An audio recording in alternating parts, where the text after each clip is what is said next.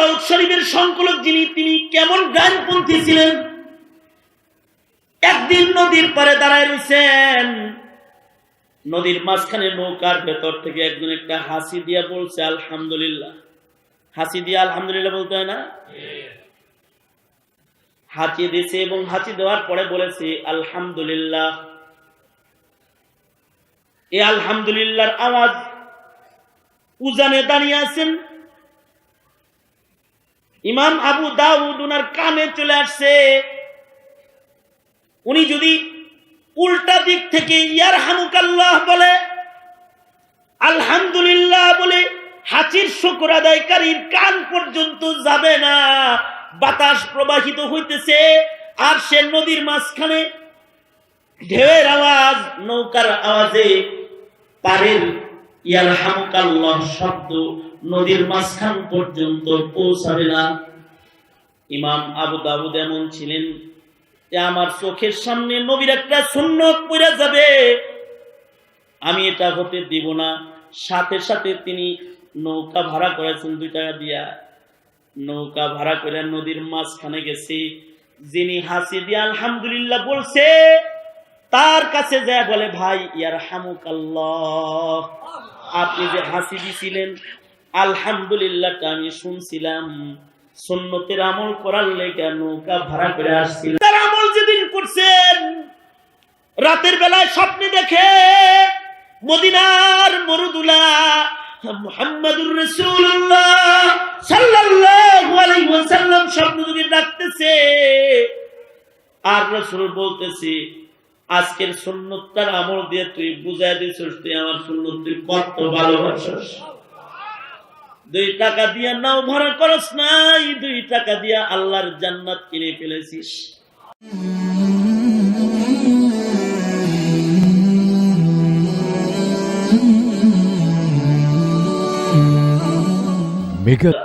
মা বোনেরা, বিশ্বজগতের মালিক, বিশ্ব প্রতিপালকের বিশ্ব দরবারে কালিমত শকর যে মহান রব্বুল আলামিন অত্যন্ত দয়া করে, মায়া করে, ভালোবেসে রহমতি বরকতি জান্নাতের টুকরা বাগানে উম্মতের উলামায়ে কেরামের মজলিসে কোরআন ও হাদিসের আলোচনার মাহফিলে আল্লাহ পাক আমাদের আসার বসার তৌফিক দান করেছেন।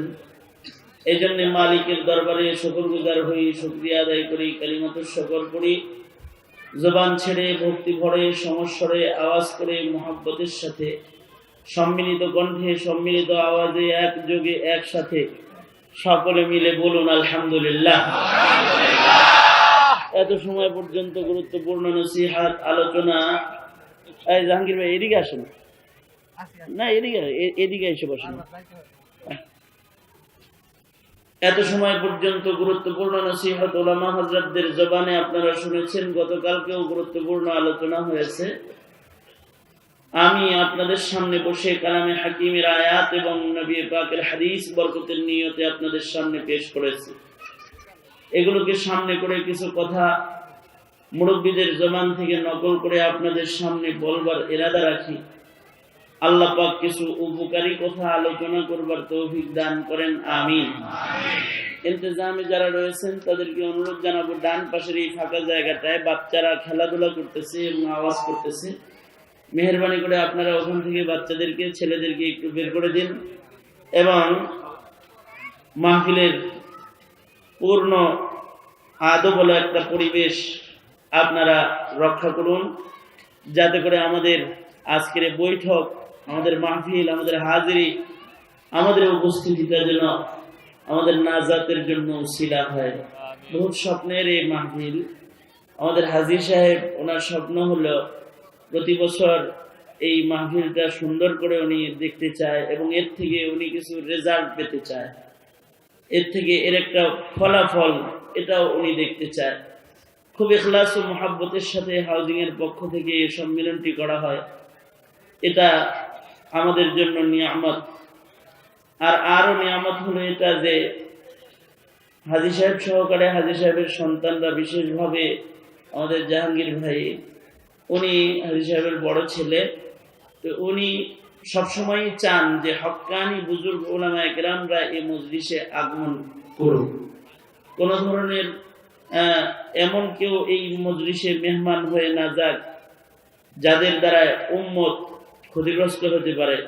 একটা ফিকিরও তাদের ভেতরে আছে, যাকে তাকে দিয়ে মাহফিল করার ফিকির নাই। হক্কানি উলামায়ে কেরামের সদারাতে পত্র মাহফিলটা পরিচালনা করার জন্য যথেষ্ট পরিমাণে চেষ্টা এবং ফিকির করেন। আল্লাহ পাক ওনাদের সবটুকুন ফিকির, সবটুকুন চেষ্টা আল্লাহ পাক কবুল মঞ্জুর করে নেন, আমিন বলেন। আমরা যারা আসছি আমাদের হাজিরি, আমাদের উপস্থিতিটাকে আল্লাহ পাক কবুল মঞ্জুর করে নেন। মুহতারাম হাজিরিন, আমাদেরকে একজন বানিয়েছেন এবং আমাদেরকে একজন এই পৃথিবীতে পাঠিয়েছেন, তিনি কে? আল্লাহ। আর উত্তরে আওয়াজ করে বলেন, তিনি কে?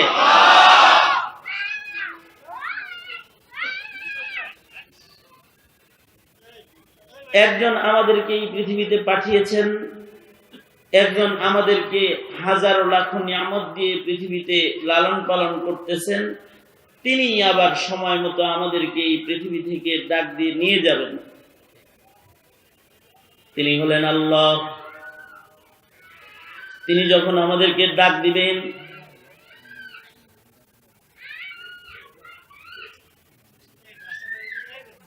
এবং আমাদেরকে যখন ডেকে তিনি নিয়ে যাবেন, আমাদের ইচ্ছায় আমাদের এই পৃথিবীর মাটিতে থাকা সম্ভব হবে? আওয়াজ করে বলেন, হবে? আমাদেরকে পৃথিবী থেকে মৃত্যুর মাধ্যমে ডেকে নিয়ে যাবেন, বরজখের জগৎ থেকে আবার তিনি আমাদেরকে পুনর্জীবন দিয়ে পুনরুত্থান ঘটাবেন এবং আদালত কায়েম করে আল্লাহর পক্ষ থেকে প্রাপ্ত হায়াতের হিসাব নিকাশের এক বিচারের মঞ্চ তিনি কায়েম করবেন, যেখানে দুনিয়ার মাটিতে তার পক্ষ থেকে আমরা যে সকল নিয়ামত পেয়েছি, এই পৃথিবীর মাটিতে যা কিছু আমরা ভোগ করেছি, আমরা এই পৃথিবীর হায়াতের মূল্যবান সময় কেমনে কাটাইছি, এই সব কিছুর একটা হিসাব নিকাশ বিচার কায়েম করে আমাদের সকলকে আসামি করে তিনি দাঁড় করায় বিচার করবেন। ওই বিচারের মাঠে যদি সফল হইতো তিনি চিরদিনের জন্য সুখের জায়গা জান্নাত আমাদের দান করবেন।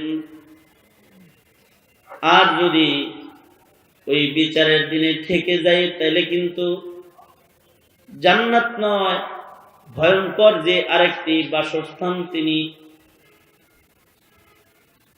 বানাইছেন শাস্তির জন্য, শাস্তির জাহান্নামের আগুনের ইন্ধন করে কিন্তু চিরদিনের জন্য আগুনের ভেতরে তিনি ফেলে দিবেন।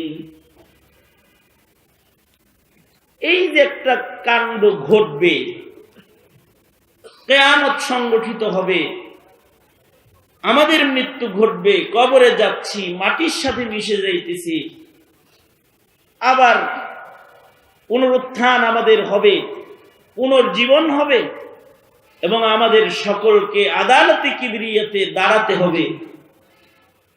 এই দুনিয়ার এই সময়ের এই হায়াতের হিসাব আল্লাহ পাকের কাছে ময়দানে মাহশারে যে দিতে হবে, এই বিষয়গুলো কিন্তু ঈমান, এর বিশ্বাসগুলো ঈমান। এই বিশ্বাসগুলো এখন অনেক বড় বড় শিক্ষিতর নাই, ডক্টরের ডিগ্রিধারী, কিন্তু এই বিশ্বাসগুলো তাদের নাই যে তার বিচার হবে, তার মালিকের সামনে তার খাড়া হতে হবে। এই ইয়াকিন বিশ্বাস মুসলমানের ঘরে জন্মগ্রহণ করা অনেক শিক্ষিতর ভেতরেও নাই। তারা নাস্তিকের খাতায় নাম লেখা হয়েছে। কবরের যে আলাদা একটা জগৎ আছে, বরজখের জগৎ, এটা তারা বিশ্বাসই করে না। অথবা কিয়ামত যে একটা ঘটনা ঘটবে এটা বিশ্বাসই করে না। পুনরুত্থান হবে, আল্লাহর আদালতে যে দাঁড়াইতে হবে, এটা বিশ্বাসই করে না। কিন্তু এগুলো সব কিন্তু হবে, কে করবেন? আরো জোরে আওয়াজ করে বলেন, আরো জোরে করে বলেন, কি করবেন? এই বর্ণনাগুলো সব এই আল্লাহর কালামের ভেতরে আছে, আছে না নাই? সূরাতুল ওয়াকিআর ভেতরে আল্লাহ পাক বলেছেন ঘটনা কিন্তু একটা ঘটবে বিচার দিবসের। ঘটনাটা আসলে মিছা না, সত্য। লাইসা লিওয়াকাতিহা কাযিবা, কল্প সংবাদ না, সত্য সংবাদ। বিচার হবে। নাস্তিক যারা যারা বিচার মানে না, ওদের দাবি হলো একটা জিনিস যেটা মাটির সাথে মিশে গেছে, পচে গেছে, গলে গেছে, যার অস্তিত্ব বিলীন হয়ে গেছে, নষ্ট হয়ে গেছে, এটা আবার কেমনে উঠবে ওর মাথায় ধরে না।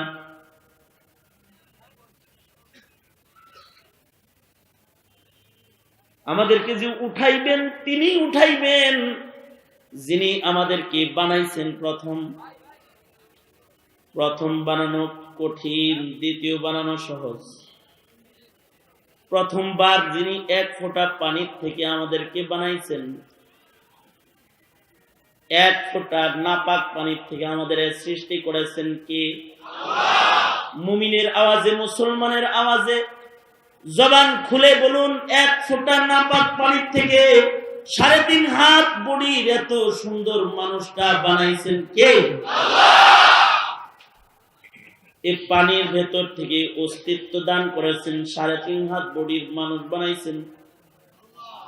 এইবার এই মানুষটা মাটির ভিতরে মিশে গেছে, দ্বিতীয়বার আবার তিনি তো বানাবেন।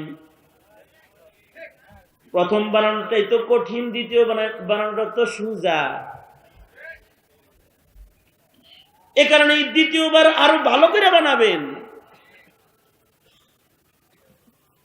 যে কোনো মিস্ত্রি প্রথম বাড়ি যেটা বানায় ওটার চেয়ে দ্বিতীয় বাড়িটা বলেন, যে কোনো আবিষ্কারক প্রথম যেটা আবিষ্কার করে তার দ্বিতীয় আবিষ্কারটা দুর্বল হয় না, সবল হয়। মোবাইল যে আবিষ্কার করছে তার প্রথম মোবাইল লেডা বেডা, পরে যেটা বানাইছে ওটা কিন্তু আরো ভালো আপডেট। প্রথম মোবাইল বানাইছে ওটা নেট চলে না, খালি ধাক্কা লাগে। আর এখন বানাইছে স্পিড বেশি। ইন্টারনেট যিনি প্রথম বানাইছে ওটা ছিল দুর্বল, 1G 2G, এখন 4G, কিছুদিন পরে আইব 10G, এটা আরো ভালো হইব। এই কারণেই এটা তো প্রথম সৃষ্টি, এটা আল্লাহ দুর্বল করে বানাইছে। এই চোখ দিয়ে আল্লাহ দেখুন যায় না,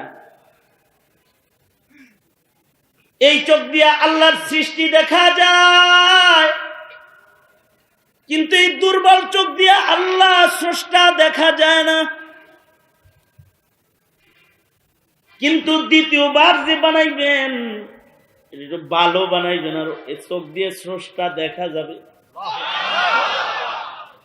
প্রথম কান দিয়েছেন, এই কান দিয়ে এই জায়গার আওয়াজ শোনা যায়। দ্বিতীয়বার যে কানটা দিবেন ও কান দিয়ে জাহান্নামে বসে বসে জান্নাতি গো আলাপ শোনা যাবে, অথবা জান্নাতে বসে বসে জাহান্নামীদের চিৎকার শোনা যাবে। জান্নাতে বসে বসে জাহান্নামীদের সাথে কথা বলা যাবে। আল্লাহ কালামে হাকিমে বলেছেন জান্নাতি জাহান্নামী বসে বসে আলাপ করবে, জায়গায় বসে বসে। জান্নাতীরা জান্নাতে বসে, জাহান্নামীরা জাহান্নাম থেকেই জান্নাতীদের সাথে কথা বলবে। কোনো মাইক ট্যাগ লাগাই বলবে, এরকম মিডিয়া লাগাবে। মা সালাকাকুম ফি সাকার ক্বালু লাম নাকু মিনাল মুসাল্লিন ওয়া লাম নাকু নুতঈমুল মিসকিন। কথোপকথন হইতে থাকবে, জান্নাত আর জাহান্নামের ভেতরে কথোপকথন হবে খালি কান দিয়া। তাহলে কানটা নিশ্চয়ই দুর্বল হবে না সবল হবে? চোখটা কি দুর্বল হবে না সবল হবে? দুনিয়ার চোখ দিয়া কিছু দেখি না, খালি পলক মারে কতক্ষণ পর্ব। এটা চশমা লাগে, জান্নাতে কোনো চশমার দোকান থাকবে না। তো কেউ যদি চশমা পরবার চায় তাহলে সুযোগ আছে, কারণ যা চাইবে তাই পাইবে। মা তাশতাহি আনফুসুকুম, যা ইশতেহা হবে, মনে যা চাইবে তাই পাবে। কিন্তু চশমা লাগবে না, পলক পড়বে না, বিনা পলকে হাজার হাজার বছর তাকায় থাকবে। আল্লাহু আকবার বলেন, আরো জোরে আওয়াজ করে বলেন আল্লাহু আকবার। এমন চোখটা বানায় দিব কি আল্লাহ, আরো জোরে আল্লাহ। পারে কি পারে? সম্ভব না সম্ভব। তিনি শক্তিশালী মালিক, তিনি রাজার রাজা, বাদশার বাদশাহ। তিনি প্রথম যেমন বানাইছেন দ্বিতীয়বারও এরকম বানাবেন, আরো বরঞ্চ ভালো করে বানাবেন। মুসা আলাইহিস সালাতু ওয়াস সালাম দুনিয়াতে এই চোখ দিয়ে দেখতে চাইছেন, কিন্তু দেখতে পারেন নাই। লান তারানি, আল্লাহ বলেন কখনোই দেখতে পারবে না। তার মানে দুনিয়ায় এই দুর্বলটা দিয়ে দেখতে পারবে না, পরে যেটা তুমি হেঁটে দিয়ে দেখতে পারবে। জান্নাতের ভিতরে খানা পিনা থাকবে, হুর থাকবে, কত আয়োজন থাকবে, কিন্তু জান্নাতের ভিতরে সবচেয়ে দামি নিয়ামত যেটা থাকবে সেটা হলো মওলায়ে পাকের দিদার। এই পৃথিবীতে আসমান দেখেছি, আসমানের মালিক দেখি নাই। জমিন দেখেছি, জমিনের মালিক দেখি নাই। চাঁদ সূর্যের আলো দেখেছি, স্রষ্টা দেখি নাই। সাগরের ঢেউ তরঙ্গ দেখেছি, এই খেলা যিনি খেলায় তারে দেখি নাই। পাহাড়ের ঝর্ণা দেখেছি, ঝর্ণার স্রষ্টাকে দেখি নাই। তারকারাজি দেখেছি সজ্জিত, এ তারকার স্রষ্টা মালিকের এই পৃথিবীতে দেখি নাই। মানুষকে আল্লাহ পাক ও মহা মালিক যিনি দুনিয়াতে দেখা দেন নাই, একটা জায়গায় তিনি মানুষের সাথে দেখা করবে। সব মানুষের সাথে দেখা করবে না, যেগুলো ভালো মানুষ সেগুলোকে দেখা করবে। যারা তার দলের লোক তাদের লোকের কথা বলবে। প্রধানমন্ত্রী তো বিরোধী দলের, আপনি আপনার লোকের কথা বলবেন, কিন্তু আমাকে সমস্যা দিয়ে যায়, ওয়েলকাম বাবা আসো। আল্লাহ দেখা করবে, যার তার লগে দেখা করবে না। কিন্তু যারা আল্লাহর দলের দুনিয়াতে, তাদের সাথে আল্লাহ পাক দেখা দিবে। যেই জায়গাটায় দেখা দিবে ও জায়গাটার নামই হলো জান্নাত। এই জান্নাতটা সবচেয়ে ছোট জান্নাত, যেটা মুমিন বান্দাকে দেয়া হবে, ওইটা হলো এমন পৃথিবীর 10 পৃথিবীর সমান। আল্লাহু আকবার জোরে করে বলেন, আরো জোরে করে বলেন আল্লাহ। মহান মালিকের মহা কুদরতের সৃষ্টি। তবে বিচারের পরে আরেকটা গ্রুপ যাবে জাহান্নামে। জান্নাত হলো এমন জায়গা যেখানে স্রষ্টা আছে, সব আছে, যা চামু তাই আছে, যেখানে কোনো কষ্ট নাই, দুঃখ নাই, পেরেশানি নাই, শুধুই সুখ, শুধুই আনন্দ। আর জাহান্নাম যে জায়গাটা, ওখানে আছে সাপ, বিচ্ছু, আগুন, ভয়ঙ্কর আগুন, ভয়ঙ্কর ভয়ঙ্কর আযাব। এমন এমন আগুন, এমন এমন শাস্তি ওইখানে আছে যা বড় ভয়ঙ্কর। দুনিয়ায় সাপ দেখছি, কিন্তু কবর অথবা জাহান্নামের সাপ, ভয়ঙ্কর সাপ হাদিসে পাকে আছে। দুনিয়ায় এমন সাপ আছে যে সাপ কামড়াইলে মানুষ মরে না, কিন্তু জাহান্নামে সাপ যদি, যেটা কবরের জাহান্নামের ভিতরে আছে, এই সাপটা যদি মাথাটা উঠাইয়া দুনিয়াবাসীর জন্য তার একটা শ্বাস ছাইরা দিত উপরে, তো বিষাক্ত সাপের বিষাক্ত শ্বাস পৃথিবীর সকল আবহাওয়াকে বিষাক্ত করে দিত, সব মানুষ মরে যেত এক সাপের শ্বাস দুনিয়ার আবহাওয়ায় ছাড়লে। এমন ভয়ঙ্কর ভয়ঙ্কর সাপ জাহান্নামের আগুনের ভিতরে আছে। দুনিয়ার আগুন পানিতে নেবে, জাহান্নামের আগুন পানিতে নিভে না। দুনিয়ার আগুন বাতাসে খেলে, জাহান্নামের আগুন বাতাসে খেলে না। এই জাহান্নামের ভেতরেও আল্লাহ পাক একদলকে দিবে, অর্থাৎ যেদিন আল্লাহ বিচার করবে, বিচারের পরে দুইটা দল হবে। এক দল চিরদিনের জন্য জান্নাতে যাবে, লা ইয়াবগুনা আনহা হিওয়ালা।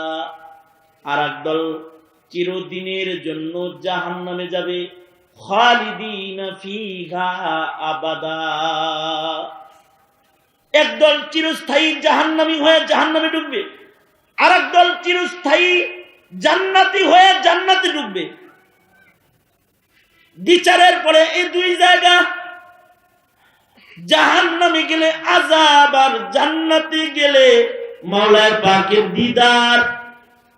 আপনি আমি গোলাম হিসেবে কোন জায়গায় যাওয়ার শখ? আওয়াজ করে বলেন, আওয়াজ করে বলেন, কোন জায়গায় যাওয়ার শখ? সবার জান্নাতে যাওয়ার শখ। নিয়ত আছে তো? কার কার জান্নাতে যাইতে মনে চায় হাত তোলেন। এক হাত যাইবেন, এক হাত যাইবেন, এক হাত যাইবেন জান্নাতে। দুনাত দিবেন না, দুনাত তোলেন, দুনাত তোলেন, দুনাত তোলেন। সোজা করেন, সোজা করেন, নাড়াচাড়া দেন, দেখি নাড়াচাড়া দেন। হ্যাঁ, আল্লাহ জাহান্নামে দিও না, এরকম করেন, এরকম করেন, জাহান্নামে দিও না আল্লাহ, আল্লাহ আমাকে জাহান্নামে দিও না। কত সুন্দর দেখা যাইতেছে। জবান খুলে বলেন, আল্লাহ তোমার কাছে জান্নাত চাই। হাত নামা। এই যে জান্নাতে যাইবেন, বিচারে হাসরের কঠিন ময়দানে জান্নাতে যারা যারা যাবে, জান্নাতে যাওয়ার স্টাইল হবে তিন রকম। কয় রকম? হ্যাঁ, জান্নাতে যাবে তিন স্টাইলে। এর ভিতরে সবচেয়ে ভিভিআইপি জান্নাতি যারা, তারা জান্নাতে যাবে বিনা হিসাব। সুবহানাল্লাহ। রাস্তে করে কোন, রাস্তে করে কোন, বিনা হিসাব।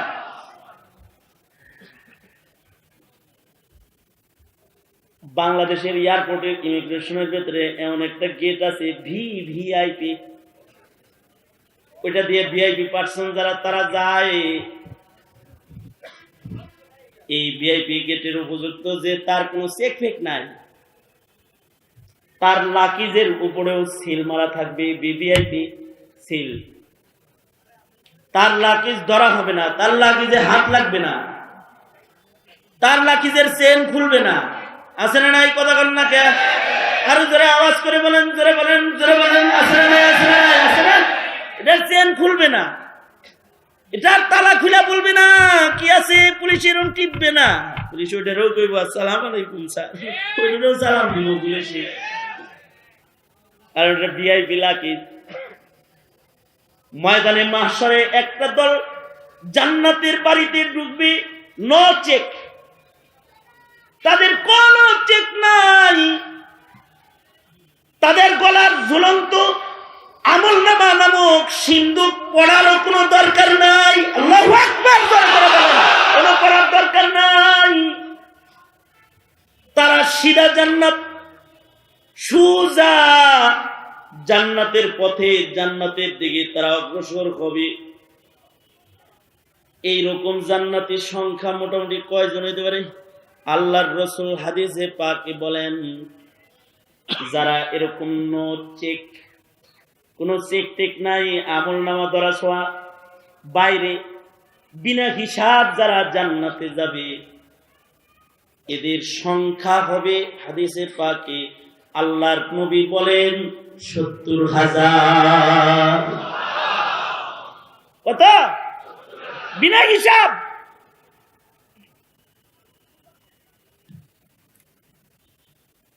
তবে দুনিয়ার ভিআইপির পিছনে যেমন আরো সিআইপি কিছু থাকে, থাকে না? মাঝে মাঝে রোড ঘাট বন্ধ, হুজুর ভিআইপি আইতেছে, ভিআইপি আইতেছে। ওসি সাহেব রাস্তা বন্ধ করছেন কেন? কয় ভিআইপি যাবে। বুড়া চাচারা অনেক সময় কয় ভিআইপি যেতে এতক্ষণ লাগে নাকি? ভিআইপিতে একজন যেতে এত লাগে নাকি? নাতি কয় চাচা ভিআইপি একা যায় না, সাথে অনেক আছে। ভিআইপির গাড়ি একটা, কিন্তু তার সাথে অনেকগুলা গাড়ি আরো আছে, ওগুলো যাইতে দেরি হইতেছে। দুনিয়ার ভিআইপি তো মেরা ভিআইপি, 3 দিনের ভিআইপি। গত বছর যারা ভিআইপি ছিল এবার তারা সিআইপি। নতুন মন্ত্রী পরিষদ গঠন হয়েছে, পুরানরা খালি কান্দতে আছে, বড় বড় সিনিয়র নেতারা কান্দে, আর আমাদের এমপি সাহেব মাশাআল্লাহ হাসতে আছে। নতুন ভিআইপি। আল্লাহু আকবার। আল্লাহর কি খেলা! তুইজ্জু মান তাশাউ ওয়া তুযিল্লু মান তাশা। এই ইজ্জত আর এই বেইজ্জত কে করেন? বসে বসে কে করেন? নারায়ণ কে? আল্লাহ পাক নারায়ণ। আস্তে আস্তে একটু পিছন থেকে আস্তে আস্তে। কখনো কখনো দুনিয়ায় কারোর সম্মান বাড়ায় দেন, কখনো কারোর সম্মান কমায় দেন। তবে দুনিয়ার ভিআইপি হলো অল্প সময়ের জন্য আছে, আজ আছে কাল নেই। তাই হ্যাঁ, যেই ভাব তার স্টাইলের নাই অভাব। এটা দুনিয়ার ভিআইপি, যেটা আজ আছে কাল নেই। গত বছর এমন সময় কত হাসাহাসি করছে, আজকে তারা কাঁদতে আছে। সচিবালয়ে কান্নার রোল পড়ে গেছে। লেখাগুলা পত্রিকায় পড়া, ছবি টবি কিছু দেখা মনে মনে ভাবলাম, হায় রে কপাল, এরা যদি শেষ রাত্রিতে যদি একটু আল্লাহর কাছে এমনি কান্ত দিয়ে দেয়, তাহলে জিন্দগির সব গুনাহ আল্লাহ পাক মাফ করে দিত। কান্নাকাটি হইছে। আজকে ভিআইপি, কালকে নাই। জান্নাতের ভিআইপি যারা, তারা চিরস্থায়ী ভিআইপি। আল্লাহু আকবার বলেন। দুনিয়ার অস্থায়ী ভিআইপির যদি এত পাওয়ার হয়, তাইলে যে 70,000 জান্নাতি ভিআইপি যারা বিনা হিসাব আল্লাহর জান্নাতে প্রবেশ করবে, তাগর পাওয়ারটা কিরকম হবে?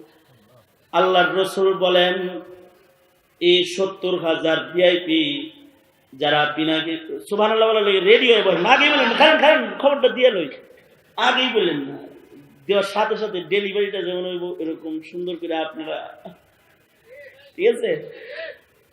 দুনিয়ার ভিআইপি, ছোট ভিআইপি, জান্নাতের ওই ভিআইপি যারা নো চেক, বিনা হিসাব। ফেরদাউস কোনটা? ফেরদাউস, কিন্তু জান্নাতুল ফেরদাউস বড়টা। এই যে জান্নাতি বান্দাগুলা আছে 70,000, এদের এক একজনের পেছনে থাকবে 70,000। এরাও বিনা। হাজী সাহেব তো মনে মনে মোটামুটি দোয়া করে বলাইছে, ওর ভিতরে যদি আমি থাকি, বুঝতেন না, মনে মনে ওর ভিতরে থাকার ইরাদা আছে না? এরকম সবার এরকম ইরাদা আছে। আমার এরকম বিশ্বাস, আমার এরকম বিশ্বাস, উনি যে এখানে দিয়ে খুশি থাকে। না না না, উনি ওখানে, আপনার ওখানেই দিব, ওখানেই দিব, আপনারে জান্নাতি দিব ইনশাআল্লাহ। ওই দিব, আল্লাহ পাক জান্নাতি জায়গা দিয়ে দিক। আর বিনা হিসাব জান্নাত দান করুন, বলুন আমি। বিনা হিসাব আল্লাহর জান্নাত যাবে 70,000 বিনা হিসাব। এর সাথে আরো থাকবে এক একজনের পেছনে 70,000। এই বয়ান শোনার পরে যেমন আপনাদের অনেকের দিলের খাহেশ হয়েছে, যদি ওইরকম আমিও ওই একজন ভিআইপির লগে চলে যেতে পারতাম, অথবা 70,000 ভিআইপির একজন যদি আমিও হইতে পারতাম, যারা বিনা হিসাব আল্লাহর জান্নাত পাবে। সাহাবায়ে কেরামের সামনে যখন আল্লাহর নবী মুহাম্মদুর রাসূলুল্লাহ সাল্লাল্লাহু আলাইহি ওয়াসাল্লাম এই বর্ণনা দিতেছিলেন, এই সাহাবায়ে কেরামদের ভেতর থেকে একজন সাহাবী লাফ দিয়ে দাঁড়ায় গেছে, হযরত ওকাশা রাদিয়াল্লাহু আনহু।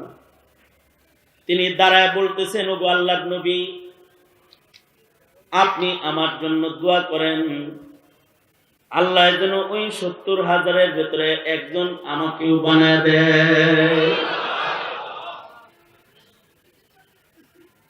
আল্লাহর রাসূলের কাছে যখন এই দোয়াটা করছেন, চাইছেন, তো আল্লাহর নবী সাথে সাথে দোয়া করে দিচ্ছেন। এবং আল্লাহর নবী বলছেন, হ্যাঁ, তোমাকে আল্লাহ পাক কবুল করে নিছেন, তুমি 70,000-এর একজন।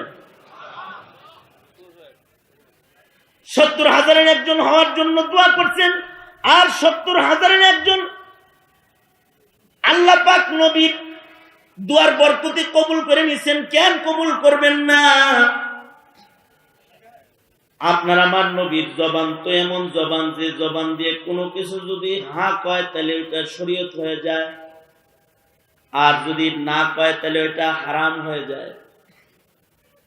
হ্যাঁ কয় তো হালাল হয়ে যায়, না বলে তো হারাম হয়ে যায়। নবীজি মুখের দ্বারায় কোনো কিছু বললে আল্লাহ পাক ওইটার সাথে সাথে কবুল করে নেয়। কারণ হলো নবীর মুখ দিয়া ওই কথা আসেই না যেটা আল্লাহর ইচ্ছা না। নবী কখনো নিজের থেকে কোনো কিছু বলেন না, আমাদের নবী তাই বলেন যা আল্লাহ বলেন। নবী নিজের জবান থেকে কোনো কিছু উচ্চারণ করেন না, নিজের থেকে নিজের মুখ দিয়ে কিছু রাসূল বলেন না। রাসূলে আরবি সেটাই বলেন যেটা আল্লাহ পাক বলতে বলেন। এই কারণে নবীর কথাগুলো সব ওহী। কুরআন যেমন ওহী মাতলু, নবীর কথাগুলো ওহী গায়রে মাতলু। কারণ নবীর মুখের কথাগুলো প্রকৃতপক্ষে আসলে কার কথা? জোরে বলেন, আরো জোরে বলেন, আসলে কার কথা? আল্লাহর কথা। এ কারণে নবীর মুখ দিয়ে যদি কোনো কিছু বাইর হয়, কখনো আমাদের নবী আলাইহিস সালাতু ওয়াস সালামের মুখ দিয়ে যদি আল্লাহর নিয়মের খেলাফও কিছু আল্লাহ বের করেছেন, তো আল্লাহর নবীর সে খেলাফ কথাটাকেও আল্লাহ পাক কবুল করে নিয়েছেন। যেমন আল্লাহ পাকের শরীয়তের বিধান,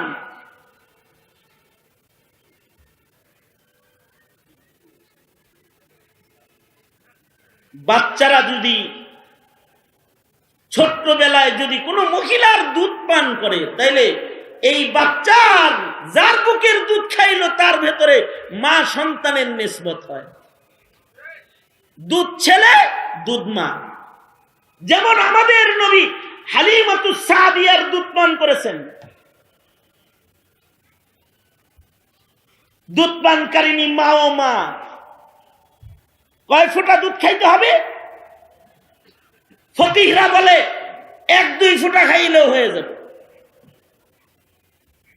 মায়ের বুকের 1 ফোঁটা 2 ফোঁটা দুধের পাওয়ার এত যে কোনো বাচ্চার পেটে ঢুকলে এ বাচ্চাটা সন্তানের হুকুম হয়, তার সাথে পর্দা ক্যান্সেল হয়ে যায়। শুধুই মাত্র এই মায়ের সাথে সন্তানের সাথে পর্দা ক্যান্সেল হয় তা না, এই মায়ের পেট থেকে আরো যত সন্তান জন্ম হবে তাদের সাথেও এই সন্তানটার ভাই বোনের সম্পর্ক হয়ে যায়, বিয়া শাদী হারাম। দুধ ভাইয়ের লগে দুধ বোনের লগে বিয়া জায়েজ না হারাম? আরো জোরে আওয়াজ করে বলেন, জায়েজ না হারাম? কোন মহিলার স্তনের 1 ফোঁটা 2 ফোঁটা দুধ পান করেছে, তো মা সন্তানের নিসবত হয়েছে। এই মহিলার পেট থেকে এবার যত সন্তান জন্মগ্রহণ করবে ওগুলো ভাই বোন হয়ে যাবে, দুধ ভাই হয়ে যাবে, দুধ বোন হয়ে যাবে, পর্দা ক্যান্সেল হয়ে যাবে।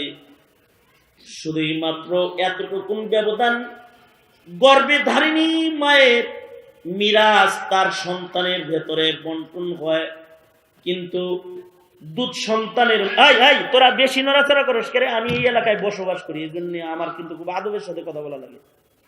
কারণ হচ্ছে আমার কোনো কথায় যদি আবার হাজী সাহেব মাইন্ড করে, রাগ করে, তাহলে আমার সমস্যা। বসবাস করি তো এই এলাকায়, অথবা যদি জাহাঙ্গীর ভাই রাগ করে সমস্যা। এই জন্য আমি নিজ এলাকায় পার্টির মাহফিল রাখি না। আমার হলো বদ মেজাজ, মেজাজ খুব বেশি ভালো না। উল্টা পাল্টা দেখলে ওয়াজ বাদ দিয়ে আগে ওর কলার ধরতে মনে চায় আমার, এই মেজাজের লোক। আর আমি সব পরিবেশে কথা কইতেও পারি না, এটা আমার অসুস্থতা, দুর্বলতা। আমার ডিস্টার্ব দিলে আমি বয়ান করতে পারি না। এ কারণে সাভারে আমার মাহফিল খুব বেশি না, কম। কিন্তু এমন এলাকা আছে এক ইউনিয়নে 15 মাহফিলে যাই আমি, একটা ইউনিয়নে 15টা মাহফিল আমি করি। কারণ ওই এলাকার শ্রোতারা আমার মেজাজ বুঝে। বেয়াদবি হয়ে থাকলে মাফ করে দিয়েন, বাসিন্দা তো, নিজ এলাকার মানুষ। আমার ওয়াজ শোনারই তো দরকার নেই আপনাদের। ঘরের গরু পালানের ঘাস খায় না, আছে না আমাদের দেশে কথা। এমন একটা মাসআলা বলতেছি যে মাসআলাটা ডক্টরেট ডিগ্রি অর্জন করলো স্কুল কলেজের বারান্দা দিয়ে ঘুরে তুই পাবি না বেটা। ভালো করে শোন মাসআলা। এমন একটা মাসআলা যেটা কোরআনের শিক্ষা ছাড়া তুমি শিখতেই পারবা না। তার মানে হলো দুধ বোনের সাথেও বিয়ে হারাম। ছোট্টবেলায় যদি কোনো মায়ের দুধ খাও, সে তোমার দুধ মা। তার পেটের কোনো সন্তান তুমি বিবাহ বন্ধনে আবদ্ধ করতে পারবা না। এক ফোঁটা দুধের কারণে সে তোমার বোন হয়ে গেছে।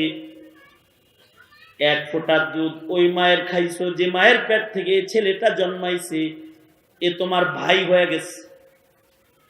এটা শরীয়তের বিধান, রেজাই বিধান। দুধ সন্তানের সাথেও পর্দা নাই, দুধ বোনের সাথেও পর্দা নাই। শরীয়তে ইসলামী দুধ বোনের সাথে দেখা দেওয়া হালাল, দুধ ভাইয়ের সাথে দেখা দেওয়া হালাল, মুসাফাও করা যায়। আল্লাহর রাসূল নিজে দুধ বোনের সাথে মুসাফা করছেন। একবার আল্লাহর নবী যুদ্ধের থেকে ফেরত আসতেছেন, এক জায়গায় আল্লাহর নবী বসে রয়েছেন। একটা যুবতী মহিলা এসে আল্লাহর নবীর সামনে দাঁড়ায় বলে, মুহাম্মদ হাত বাড়াও মুসাফা করি, হাত বাড়াও মুসাফা করি। আল্লাহর নবী চিনেন নাই, অপরিচিত কার লগে নবী মুসাফা করবেন। মুসাফা কোন মহিলার সাথে একটা পুরুষ করতে পারে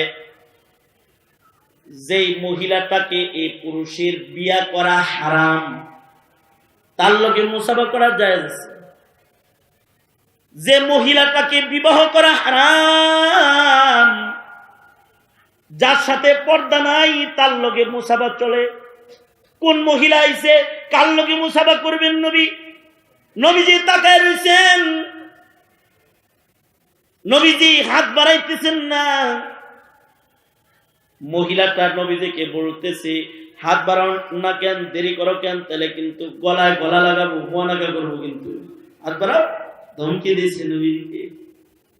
নবীজি বিব্রত হয়েছেন। সাহাবীরাও ভাবতেছে কোন আবার পাগলির পেছে বললো নবী। আমাদের দেশে মাঝে মাঝে হিজলাগো পেছে বলল নবী, আবার কার পেছে বললো এরকম যে নবীজি মুয়ানাকা করতে চায়। নবীজিও বিব্রত, সাহাবীরাও বিব্রত। কিন্তু পেছন থেকে হালিমাতুস সাদিয়া ডাকতেছে আর বলতেছে, মুহাম্মদ বাবা দে, হাত বাড়ায় দে, ওটা তোর দুধ বোন। আল্লাহু আকবার, জোরে করে বলো, ওটা তোর দুধ বোন। দে, হাত বাড়ায় দে, মুসাফা কর। তো নবীর দুধ বোনের লগে মুসাফা করেছেন। এই যে দুধ মা অথবা দুধ ভাই, দুধ বোন, এই সম্পর্কটা কখন করবে? যখন কোনো মহিলার স্তনের দুধ সন্তান 2 বছরের ভেতরে পান করবে, হাউলাইনে কামেলাইন। 2 বছর যেটা মুদ্দাতে রিজাত, মুদ্দাতে রিজাতের ভিতরে দুধ পান করার একটা বয়স আছে। তো 8 বছরের কোনো বাচ্চারা দুধ খাওয়ালে কিন্তু ছেলে হইব না। আবার যেটা বাদাম খায় অথবা ডাবলি বুট চাবায় খায়, এরকম বাচ্চারে ধরে দুধ খাওয়াইলে দুধ ছেলে হইব না। 2 বছরের ভেতরে হইতে হইব। দুধ পান করার বয়সের কোন বাচ্চাকে যদি দুগ্ধ পান করায় কোনো মায়, তাহলে সন্তান হয়ে যাবে দুধ সন্তান। এইটা হলো শরীয়তের বিধান। কিন্তু আল্লাহর নবী একদিন বসে রয়েছেন, এক সাহাবী নবীজির কাছে কাঁদতে কাঁদতে হাজির হয়েছে। কেঁদে কেঁদে এসে বলে, ওগো আল্লাহর নবী, ওগো সরওয়ারে দো আলম নবীজি গো, আমার একটা সন্তান যেটারে ছোট্ট বেলায় আমি পালবার আনছিলাম, ওই সন্তানটা এখন 15 বছর বয়স হয়ে গেছে। এদিক দিয়ে পর্দার আয়াত নাযিল হয়ে গেছে। ছেলেটা পালতে আনছিলাম, এইটার উপরে পর্দা ফরজ হয়ে গেছে গা। ছেলেবেলায় পালতে আনছি, 13-14 বছর ধরে যারে ঘরে সন্তানের মতন পালি, ও আমাকে আব্বা কয়, আমার বিবিটাকে এই সন্তানটায় মা কয়। কিন্তু পর্দার আয়াত নাযিল হয়ে গেছে। সাহাবী তো সতর্ক। এটা তো সাহাবিয়ানা ঈমান, এই যুগের ঈমান না। এই যুগে তো উকিল মায়েরও যায় কয় মা। উকিল মা না, ও মায়ের লোকে দেখা করা যায় নাই। উকিল বাপ আসল বাপ না, উকিল বাবার লোকে কারোর দেখা করা যায় আছে। হ্যাঁ, কথা কন না কে, কথা কন না কে।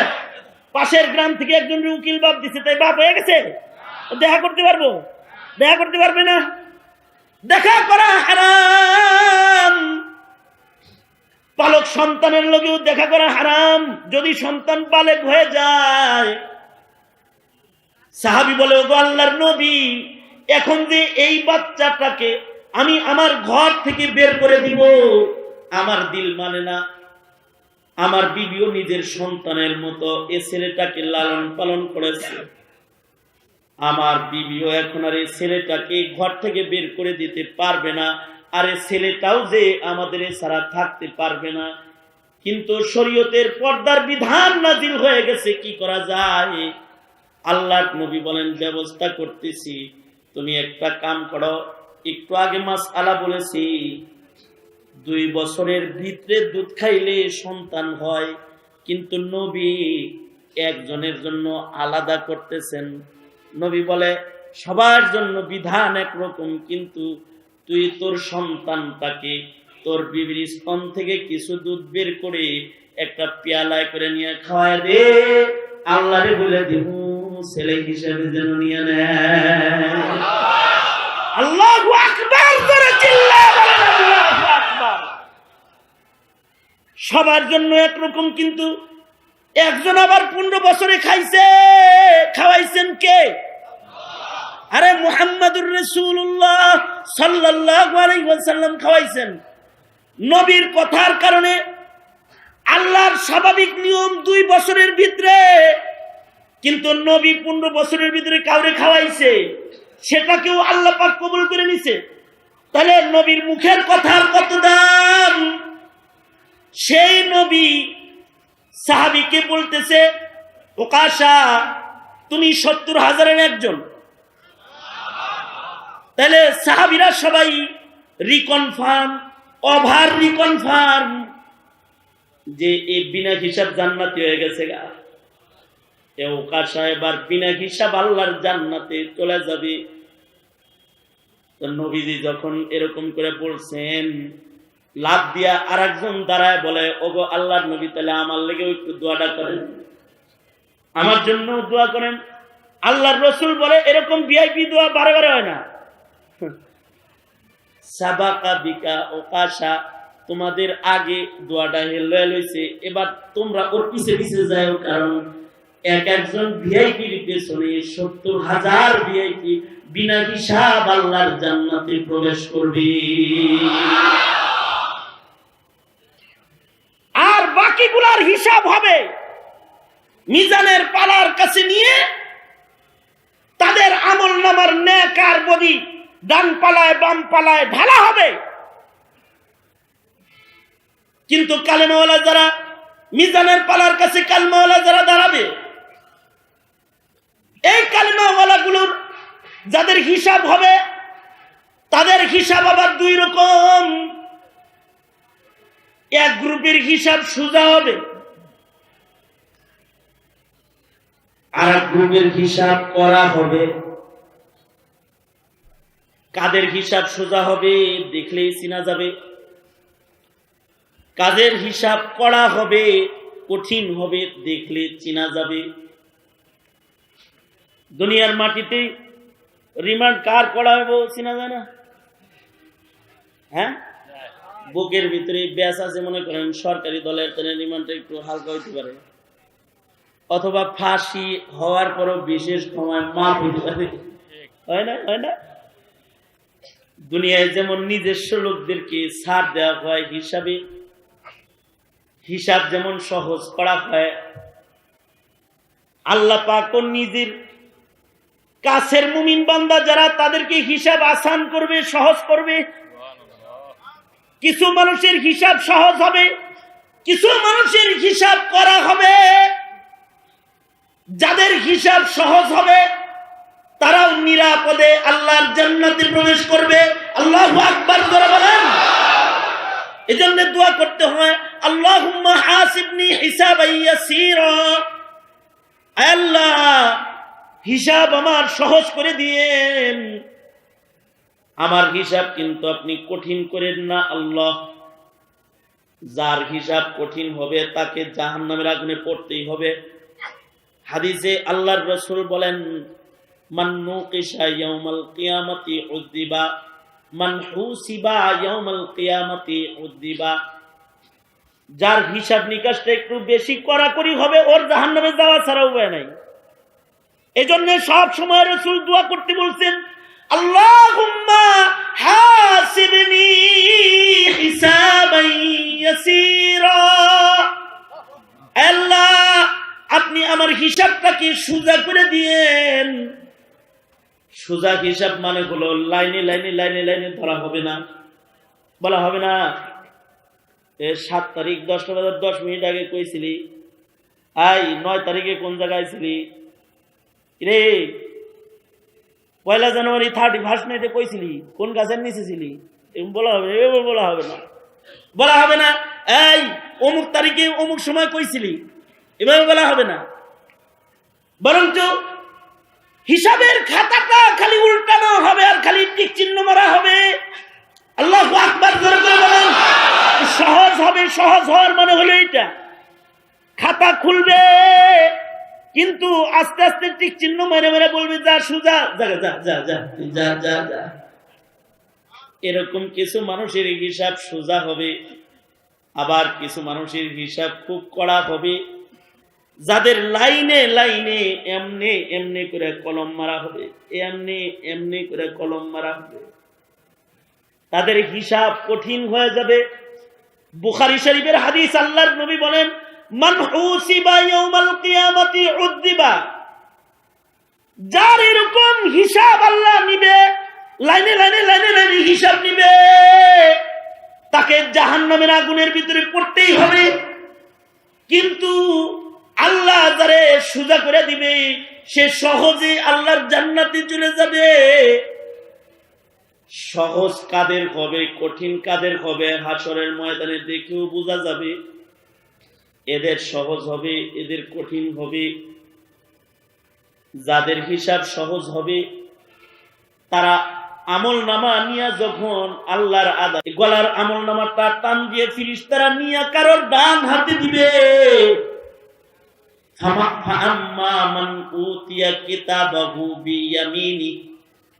যাদেরকে গলার আমল নামাটা হাসরের ময়দানে ডান হাতে ধরায়া দিবে ফেরেশতারা, ফাসাউফা ইউহাসাবু হিসাবান ইয়াসীরা।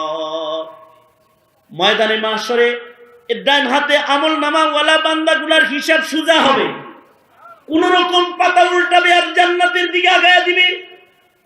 কিন্তু যাদের আমলনামা বাম হাতে দিয়ে দিবে, পিছন দিক দিয়ে আমলনামা দিবে, বাম হাতে আমলনামা দিবে, তাদের হিসাব কঠিন হয়ে যাবে। যারা বাম হাতে আমলনামা পাবে নিশ্চিত তারা জাহান্নামের আগুনে নিক্ষিপ্ত হবে। এ কারণে আল্লাহর রাসূল এই দোয়া শিখাইছেন যে তোমরা দোয়া করো, আল্লাহ ময়দানে মাহশরে বিচারের দিনে আল্লাহ বাম হাতে তুমি আমাদের আমলনামা দিও না, ডান হাতে আমলনামাটা দিও। তবে ডান হাতে আমলনামা নেওয়ার প্রসেস কি? আল্লাহ পাক ওইটাও আল্লাহর কালামের ভেতরে আল্লাহ বলে দিয়েছেন, দুনিয়াতে তোমরা ডানপন্থী থাইকো, ময়দানে মাহশরে ডানহাতি হয়ে দাঁড়ায় যাবে। দুনিয়ার মাটিতে যারা ডানপন্থী থাকবে, ডান লোকের সাথে চলবে, ডান আমল করবে। দুনিয়াতে দুই ধরনের মুমিন, কিছু মুমিন ইমানদার কিন্তু নামাজ পড়ে, রোজা রাখে, হজ আছে, যাকাত আছে, সব আছে, সব ঠিক আছে, কিন্তু বামপন্থীদের সাথে চলে। আর কিছু আছে ডানপন্থী, ডান সব তাদের ডান, পোশাক তাদের ডান, চলাফেরা তাদের ডানপন্থী, পোশাক ডানপন্থী, উঠা বসা ডানপন্থী, হাঁটা চলা ডানপন্থী, চলাফেরা ডানপন্থী। আসহাবুল মাইমানাতি মা আসহাবুল মাইমানা, দুনিয়ার মাটিতে যারা ডানপন্থী তারা ময়দানে মাহশরে ডানহাতি। আল্লাহু আকবার, জোরে করে বলেন। দুনিয়ার মাটির উপরে ডানপন্থী, হাশরের ময়দানে তারা ডানহাতি। দুনিয়ার ময়দানে তারা, দুনিয়ার হায়াতে তারা বামপন্থী, হাশরের ময়দানে তারা বামপন্থী। দুনিয়ার মাটিতে কি আলেমদের সাথে থাকবেন নাকি নাস্তিকদের লগে থাকবেন? কথা বলেন, আওয়াজ করে, জোরে আওয়াজ করে বলেন। পীর মাশায়েখদের সাথে থাকবেন নাকি বন্ডগোল লগে থাকবেন? দুনিয়ার মাটিতে নেককারদের সাথে থাকবেন নাকি বদকারদের সাথে থাকবেন? তাবলীগের সাথে থাকবেন নাকি পাবলিকের লগে থাকবেন? যেমন মনে করেন গাঞ্জা গ্রুপ, শর্ট জট, লাল শালু গ্রুপের সাথে থাকবেন নাকি সুন্নতওয়ালাদের সাথে থাকবেন? জোরে আওয়াজ করে বলেন, আরো জোরে আওয়াজ করে জোরে বলেন, কাদের সাথে থাকবেন? উলামাদের সাথে থাকবেন নাকি ইঞ্জিনিয়ারদের লগে থাকবেন? মানে ধর্মের কাজে কাদের লগে থাকবেন? বাড়ি বানানোর সময় ইঞ্জিনিয়ার, আর পেট কাটার সময় ডাক্তার, কিন্তু মাসআলার সময়, আওয়াজ করে জোরে বলেন, মাসআলার সময় পেট কাটার রোগীর দ্বারা, ডাক্তারের দ্বারা ইঞ্জিনিয়ারের কাম হয় না, ইঞ্জিনিয়ারের দ্বারা পেট কাটা হয় না। তেমন পেট কাটা আর কনস্ট্রাকশনের ইঞ্জিনিয়ার দিয়া ধর্মের মাসআলা হয় না।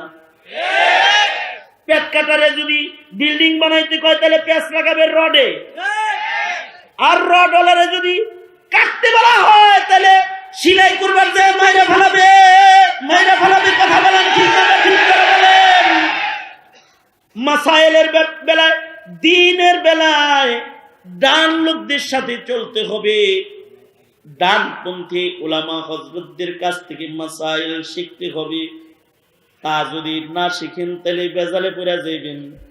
যেমন দাওয়াত ও তাবলীগের ভেতরে এক দল আছে উলামা বিদ্বেষী, আর আরেক দল আছে উলামা ইত্তিবাকারী। আলেম বিদ্বেষী, আলেম বিদ্বেষী কারা? তাদের দেখাতে হবে না আপনাদের আমার। আপনারা ডিসেম্বরের 1 তারিখে ইস্তেমার দাওয়াত ও তাবলীগের পবিত্র ময়দান রক্তাক্ত দেখে চিনতে পেরেছেন আপনারা।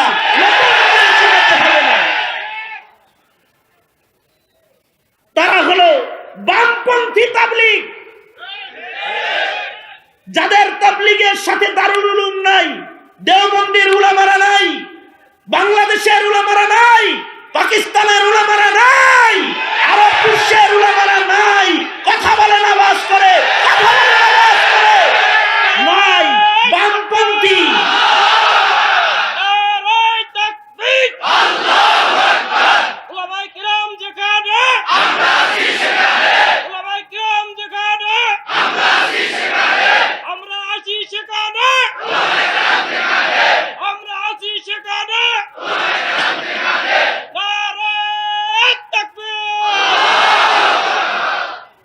কেন তাদের সাথে থাকতে হবে? কারণ ডানাতে আমলনামা লাগবে। কথা বলেন ঠিক না? ঠিক করে আওয়াজ করে, আরো যারা আওয়াজ করে বলেন আমলনামা কোন হাতে চান? আরো যারা আওয়াজ করে বলেন কোন হাতে চান? হাসরের ময়দানে হিসাব কি সহজ চান নাকি কঠিন চান? আরো জোরে বলেন, সহজ চান না কঠিন চান? জীবন যাপন কি কঠিন চান না সহজ চান? সহজ চান। সব নৌকা হয়ে যান, দেখবেন সহজ হয়ে গেছে। বারবারই করবেন, লাগে পড়ব পিছনে। যদি হাসরের ময়দানে সহজ চান তো ডানপন্থী হয়ে যান, ওলামাদের পক্ষে হয়ে যান, আলেমদের পক্ষে হয়ে যান, সুন্নতের পক্ষে হয়ে যান। ডান হয়ে যাবেন, ডান হাতে আমলনামা পাবেন। আসহাবুল মাইমানাতি মা আসহাবুল মাইমানা ওয়া আসহাবুল মাশআমাতি মা আসহাবুল মাশআমা। আল্লাহ বলেন এই দুনিয়ার মাটির উপরে যারা ডানপন্থী থাকবে তারা ময়দানে মাশরেও ডানপন্থী হবে, অর্থাৎ ডানাতে আমলনামা পাবে। আল্লাহু আকবার বলেন। বেশি কইতে গেলে আপনি তো বামপন্থী আলেন। একবার বয়ান করতেছি তো একজনে স্লিপ পাঠাইছে, হুজুর গীবত করবেন না, গীবত করলে তো গুনাহগার বলে পেয়ে যাবেন। কথা দিছে, বয়ান করতেছি হাজী সাহেব, আমাদের স্লিপ দিয়েছে কয়েক গীবত করবেন না ওয়াজে। তখন বুঝলাম এটা জাহেল মৌলবী, মূর্খ, দিন শিখছে কিন্তু মূর্খ যে, এই জন্য এই কথা বলছি। তার মানে গীবত এটাও তো চিনতে হইব কোনটা গীবত আর কোনটা ইবাদত। গীবত আর ইবাদত চিনার যোগ্যতা অর্জন করতে হবে। এর জন্য দরকার ইলমে দ্বীন। তলাবুল ইলমি ফারিদাতুন আলা কুল্লি মুসলিম। সব মুসলমানের উপরে ইলম শিখা ফরজ। এজন্যই ফরজ ইলম না শিখলে পরে গীবত বুঝবে না, ইবাদত বুঝবে না, হালাল বুঝবে না, হারাম বুঝবে না, সুদ ঘুষ বুঝবে না, বকশিশ বুঝবে না। ঠিক কিনা? যারা আওয়াজ করে বলে বুঝবে না তো, সব প্যাসপুস লাগায় ফেলাবে। হালাল বুঝবে না, হারাম বুঝবে না, দাওয়াত বুঝবে না, মেহনত বুঝবে না, জুলম তো বুঝবে না। আমার কয় গীবত করবেন না। আমি বললাম যে কি গীবত হয়েছে? কয় যে সাদ সাহেব হয়েছে দিল্লি, হের বদনাম বাংলাদেশে বসে বসে করতেছেন, এটা গীবত না। ওই যে হেরা শুনছে গীবত কাকে বলে? ভাইয়ের অনুপস্থিতিতে ভাইয়ের দোষ আরেকজনের কাছে চর্চা করার নাম হলো বলে, মানে ভাইয়ের দোষ ভাইয়ের অনুপস্থিতিতে আরেকজনের কাছে বলা, এটারই কি কয়? এটাকেই বলে গীবত। সাত সাত রয়েছে দিল্লি, হের বদনাম বাংলাদেশে বসে বসে আনসারি সহ করে, মামলা সহ করে, আপনিও করেন, আপনারা সব গীবতকারী মৌলবী যদি বলে। তাহলে আসলে সে গীবত চিনে না আর ইবাদত চিনে না। আরে বোকা, কখনো কখনো দোষ গোপন করা ইবাদত, কখনো কখনো দোষ প্রকাশ করা ইবাদত। আয়াত হাদিসের দলিল পরে আগে যুক্তিতে আসেন। ছেলে বিয়ে করাবেন অথবা মেয়ে বিয়ে দিবেন, এবার পাত্রর বাড়ির আশেপাশে যায় যদি চাচাদেরকে জিজ্ঞাসা করেন আপনার হাউজিং এ অমুক থাকে হাজী সাহেব, ছেলেটা কেমন, বাবা টাবা খায়নি, গাঞ্জা মাঞ্জা টানেনি, এই কথা জিজ্ঞানো কি এটা কি অপরাধ? হাজী সাহেব যদি খায়ের খা হয়ে বলে আস্তা গাঞ্জটি, এইটা কি গীবত? আরে এতটুকুন যদি না বলে তাইলে তো একটা নেককার মেয়ে গাঁজাখোরের কাছে ধরা খাবে।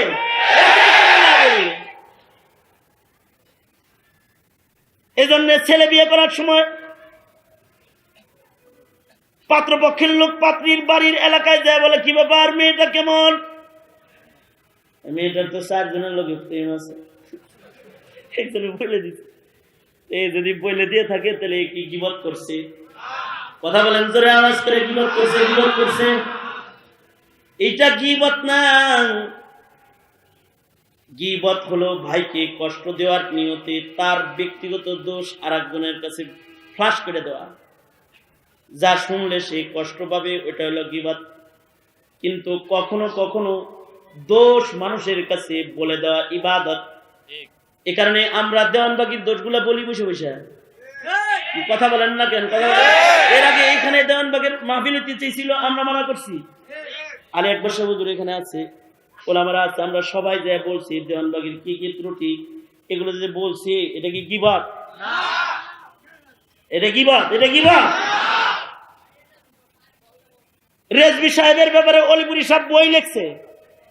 আমাদের অলিপুরি সাহেব রেজভীর বিরুদ্ধে কি লিখছে? এই তাবলীগীকে বাঁচাইতে যায়। রেজভীর লগে নেত্রকোনায় আল্লামা অলিপুরি বহস করছে, দাওয়াত তাবলীগ ওয়ালাদেরকে মসজিদে হেফাজত করতে যায়। রেজভীর বিরুদ্ধে বই লিখছে। এখন রেজভীর দোষ লেখা কলম দিয়ে ছেড়ে দিছে, এটা গীবত লিখে ছেড়ে দিছে। কথা কন না কেন? কেউ যদি খারাপ কর্ম করে, যার খারাপ কর্মের প্রভাবে ভালো মানুষ খারাপ হতে পারে, তো ও কুকর্ম সম্পাদনকারীর কালো চেহারাটা খুইলা জাতির কাছে তার কালো চেহারা ধরে দেওয়া, এটা হলো ইবাদত। আওয়াজ করে বলেন, জোরে আওয়াজ করে বলেন। এই কাম, এটার উপরেও আলাদা পড়াশোনা আছে। তাখাসসুস ফি উলুমিল হাদিসের পড়াশোনা, হাদিস বর্ণনাকারীদের জীবন নিয়ে গবেষণামূলক পড়াশোনা, আল জারহ ওয়া তা'দীলের আলোচনা, এর উপরেও লেখাপড়া আছে। শিখছো তো 3 কলম, অল্প বিদ্যা ভয়ঙ্কর বেটা। শিখছো তো 3 কলম, মাত্র 3 কলম লেখাপড়া করছো। ইমামে বুখারী রহমাতুল্লাহি আলাইহি তিনি কোথাও হাদিস আনতে গেলে যার কাছ থেকে হাদিস আনবেন ওই এলাকায় গিয়ে তার তথ্য গ্রহণ করতেন আগে, তারপরে হের ছাত্র হইতেন। নিশান কানে পীর হইছে, হের কাছে যে মুরিদ হইছে, খবিস কোনে কর। জানবি না ও কোন কলেজের ছাত্র, ও কি গাঞ্জা পার্টির ছাত্র, নাকি ও কোন পড়ালেখা করা মৌলবী, নাকি আস্তা শয়তানের দালাল? দেখবি না কেউ, দেখতে পারবি না। যার তার কাছ থেকে শিখার লেগে ছাত্র হয়ে গেছে, মুরিদ হয়ে গেছে, অনুসারী হয়ে গেল। কিন্তু ইমাম বুখারী রাহমাতুল্লাহি আলাইহি কোন এলাকায় যদি ইমাম বুখারী যাইতেন হাদিস আনার জন্য, ওই এলাকায় যে মুরব্বীদের জিজ্ঞাসা, লোকটা কেমন, এই লোকটার কি হালত বলেন। আরে মিয়া, যদি কেউ খালি মাথায় হাঁটার অভ্যাস আছে, এতটুকুন বদভ্যাস যদি কারোর থাকতো, শুনেন এটা আজব খবর শুনুন। মানে হাদিস আনার জন্য গেছে কোন জায়গায় হাদিস আনতে গেছে, যেই মুহাদ্দিসের কাছ থেকে হাদিস আনবার গেছে, ওই মুহাদ্দিস সাহেবের স্বভাব হইল টুপি খুইলা আটে। নামাজের টাইমে টুপি পড়ে, কিন্তু রাস্তায় টুপি খুইলা খালি আটে। তো তার কাছ থেকে হাদিস নিত না, কারণ কি, এটা টুপি খুলে রাস্তায় আটে। এই প্রবণতা এখনো আমাদের দেশেও আছে।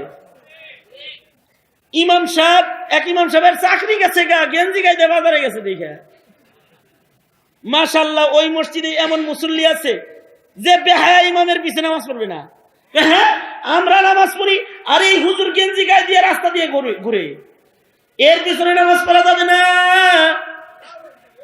এটা ঈমান, এটা কি জোরে বলেন, এটা কি এই কথা বলছি। না কে, কথা কস না কে, এটা কি জোরে আওয়াজ করে বল। ইমাম সাহেব খালি গায়ে হাতে কেন? সেন্ডু গেঞ্জি গায়ে দিয়ে হাতে, ওর কাছ থেকে বুঝি হাদিস পড়বে? আরে হাফ প্যান্ট পরে ঘুরে এমন মুসলমানেও সেন্ডু গেঞ্জি গায়ে দিয়ে হাতে, তার পেছনে নামাজ পড়তে চায় না। কি লেগে পড়ো না তুমি যে হাফ প্যান্ট, আমি হাফ প্যান্ট, তাতে কি নামাজটা পড়বো? এটা তো আর হাফ প্যান্ট না, যার পিছে পড়বো হের বগলের চুলমুল দেখা যাইতেছে, হের কাছে পড়বো না। এই প্রবণতা এটা এখনকার মুমিনের ভিতরেও আছে। আগের জমানার মুমিনরা কারোর কাছ থেকে হাদিস নিলে আগে দেখতো লোকটা কেমন। ইমাম বুখারী রাহমাতুল্লাহ আলাইহি লম্বা সফর করে এক জায়গায় গেছেন, এক মুহাদ্দিসের কাছ থেকে একটা হাদিস আনার জন্য গেছেন। যা দেখে ওই মুহাদ্দিস সাহেব বাড়ি নাই, কই গেছে? এলাকার লোকেরা বলে মুহাদ্দিস সাহেব তার গুড়া আনতে মাঠে গেছে। ইমাম বুখারী রাহমাতুল্লাহ আলাইহি উনি চিন্তা করলেন মানুষের সাথে তার আচরণ কেমন, শুধু এটা দেখবো না, পশুর সাথে তার আচরণ কেমন এটাও আমি দেখব। দেখি সে গুড়ার সাথে কি আচরণ করে, তাহলে তার ছাত্র অমু, তাছাড়া অমু না। কিছু কিছু গৃহস্থ আছে গরুর উপরে জুলুম করে। মনে করেন গুড়া গরুর গাড়ি চালাইতে চালাইতে গরুর খাল বা খুল উঠায় ফেলাইছে, তারপরে ওইটা দিয়েই চালায়। এবার বিক্রি করো না, এটা আর একটা গরু কিনো না, এটা জুলুম করো কেন? মুহাম্মাদুর রাসূলুল্লাহ সাল্লাল্লাহু আলাইহি ওয়াসাল্লাম যদি বাঁচা থাকতেন তাহলে গরু নবীর কাছে যায় বলতো আমার উপরে জুলুম করে। এক উটের পরে তার মালিক বোঝা বেশি দিত, এই উট নবীর কাছে চলে গেছে, আমার মালিক আমার উপরে জুলুম করে, আমি কাম যা পারি তার চেয়ে বেশি আমারে করায়। পশু পাখির উপরেও জুলুম নাই, আর ইনসানের উপরে জুলুম, এ তো অনেক পরের কথা। পশু পাখির রক্ত নিয়ে খেলা করার ইজাজত ইসলামী শরীয়তের ভেতরে নাই। সেখানে তো মুসলমানের রক্ত নিয়ে খেলা, মুসলমানের ইজ্জত নিয়ে খেলা, প্রকাশ্যে দিবালোকে মানুষের সামনে, উঠানের ভেতরে, সন্তানদের সামনে ক্ষমতার দাপটে নারীর ইজ্জত লুণ্ঠনের খেলার আমল, নারীর ইজ্জত লুণ্ঠনের খেলার আমল এসেছে। কিন্তু একটা পশু পাখির উপরে জুলুম করা যাইতো না, মানুষ তার সাথে কথাই বলতো না যে পশুর উপরেও জুলুম করে। ইমাম বুখারী রাহমাতুল্লাহ আলাইহি তিনি দৌড়ায় মাঠে চলে গেলেন এটা দেখার জন্য মুহাদ্দিস সাহেব গুরার সাথে আচরণটা করে কি। যায় দেখে মুহাদ্দিস সাহেব নিজের আঁচল এমনি করে ধরে গুরারে ধোকা দিয়ে ডাকতেছে, অথবা কোন বর্ণনা আছে খালি ভাণ্ড ধইরা সুসু সুসু করতেছে। অনেকে বিড়াল ডাকেন না, সুসু সুসু এরকম ডাকতেছে। ঘোড়াটা দৌড়ায় কাছে আসছে, আঁচল ছেড়ে দিয়ে খালি ভাণ্ড নামায়ে মুহাদ্দিস সাহেব ঘোড়ার কান ধরেছে, গলায় রশি লাগায়া ধরে যখন হাঁটা শুরু করেছে, দেখে ইমাম বুখারী রাহমাতুল্লাহ আলাইহি দাঁড়ায় রয়েছে।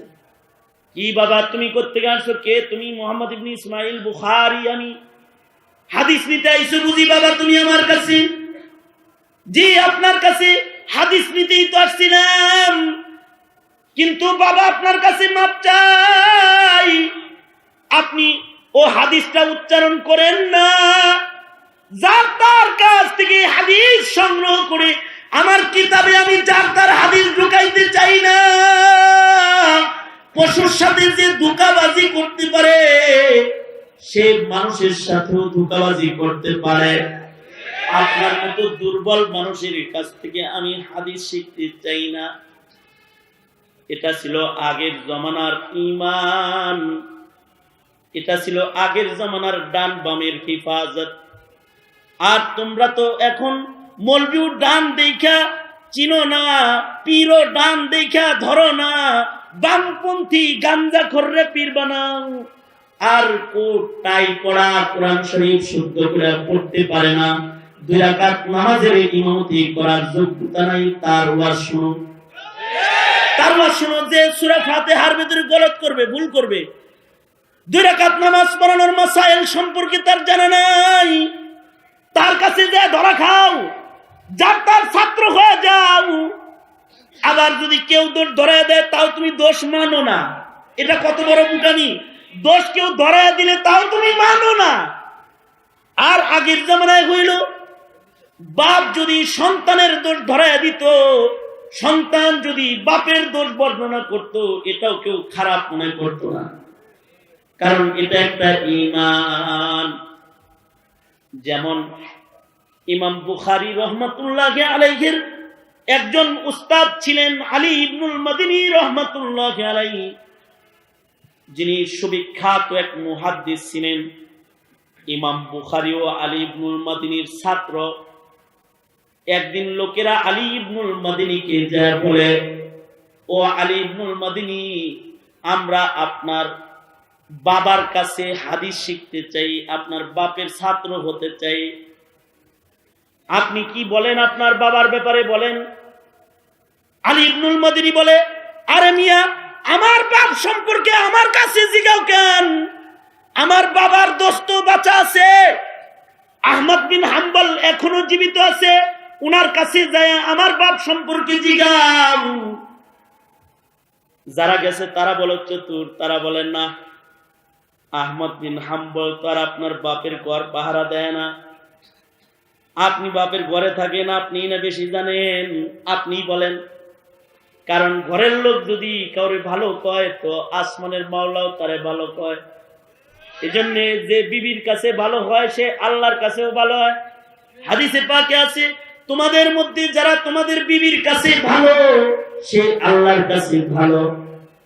কারণ বিবিরা তো স্বামীর সব জানে, জাহির বাতিন সব জানে। এজন্য বিবিরে ভক্ত বানানো ঠেলা আছে, বিবিরে ভক্ত বানানো খুব কঠিন। এক পীর সাহেব তো বউরে একদিন বলল, দেখো এলাকায় আমার এত মুরিদ, তুমি আমার কাছে মুরিদ হয়ে যাও। যেই না পীর আমারে মুরিদ করতে চায়, হবে না, তোমার জন্য না। পীর সাহেব চিন্তা করলো, সারা দুনিয়া বিজয় করলাম, এইটারে মুরিদ বানাইতে পারি না, এর চাইতে জ্বালা কি আর আছে। চিন্তা করলো, তো একদিন একটু কারামতি দেখাই। তুমি কারামতি দেখায় একদিন বিবি যখন উঠোন ঝাড়ু দিতেছে, পীরে আকাশ দিয়ে উড়ে যাইতেছে, এখন উড়ে যাইতেছে, জায়গা মতো তার ধুম করে নামা যায় না, উড়ে যায় একটু দূরে যায় নামছে, বউরে দেখাই দিছে। বিবি তো ঝাড়ু দেওয়া বাদ দিয়ে কয়, এইটা হলো পীর,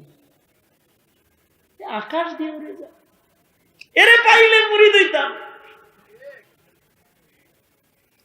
এটা আইছে ঘুরে আইসা কয়, তুমি না কইছো হেরে পাইলে মুড়ি দিতা, আজকে মুড়ি দাও। কি কেন? কেন যে আকাশ দিয়ে যাকে উড়ে যেতে দেখছো, আমি তো সেই লুঙ্গি দেখে দেখো না, কালার তো সেনসেন ছিল না। হ্যাঁ, কালার তো সেনসেন, মুড়ি ধর। না, এই জন্যই তো দেখছি ডান পা বাঁকা ছিল। আমার পীর হইতে হইলে সুজা হওয়া লাগবে। ঘরের মানুষের প্রশংসা কুরানো কঠিন, কারণ ঘরে মানুষের গোপন রহস্য প্রকাশ পেয়ে যায়। এজন্য ঘরের রিপোর্ট যদি ভালো হয়, আসমানের রিপোর্ট ভালো হয়, আসমানেরটাও ভালো হয়। তো আলী ইবনুল মাদিনীর কাছে যে বলে, এ আলী ইবনুল মাদিনী, আপনি হলো ঘরের মানুষ, বাপের সার্টিফিকেট আপনি ভালো দিতে পারবেন, আপনি বলেন আপনার বাবা কেমন। ঘরের লোকের কাছ থেকে সনদ নিতে চাই। যে সকল পিতারা তাদের সন্তানদেরকে সুশিক্ষা দেয় না, তাদের সন্তানরা কখনো তাদের পিতার ব্যাপারে ভালো বলতে চাইবে না। অবশ্যই সন্তানদেরকে সুশিক্ষা দিতে হবে, তাহলে সন্তানরা পিতার ভালো গুণ বর্ণনা করবে। ধন্যবাদ জানাই জাহাঙ্গীর ভাইকে, ওনার ছেলেগুলাকে মাদ্রাসায় দিয়ে দিছে।